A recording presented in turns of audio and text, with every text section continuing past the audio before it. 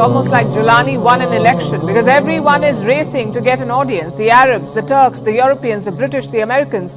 Last week, a US delegation met Julani. They said the talks were good and productive.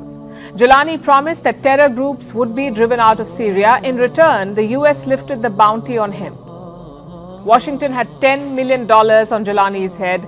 Now that bounty is gone. And so they have discussed how the transition is going to take place, and of course the fight against ISIL in the country. This is one of the primary concerns of the United States. Allah Azza wa Jal says, فَلَا تُطِعِ الْمُكَذِّبِينَ. And Allah Azza wa Jal says, وَدُّوا لَوْ تُدْهِنْ فَيُدْهِنُونَ. The US government is willing to sit down and work together with Muslim fundamentalists if they are willing to accept one thing: play the game according to the rules of democracy. If you accept Western democracy, we are willing to forgive you for your past. We are willing to sit down with you knowing that you are a Muslim fundamentalist. So they have this ability to compromise and play around. Muslims don't. Nevertheless, there are some Islamic movements who accepted this offer and sat down with the US government and negotiated ways to work together.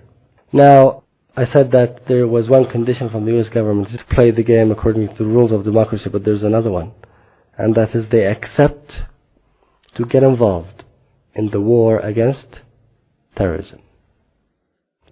Now, the justification of these Islamic movements is that, yes, we'll tell them, okay, we'll go ahead with you, but we're going to do it for the benefit of da'wah. We're going to do it for the benefit of Islam. You know, these generalizations or generic statements that could be used for any occasion. You are fighting a Ta'if al-Mansura, and you are negotiating and playing around with the religion of Allah. So there is no maslahah whatsoever in what you're doing. And no matter what you gain, it's worthless. It's not worth a penny. Allah Azza wa Jal doesn't need people to compromise in His religion with the kuffar to gain izzah and to gain power.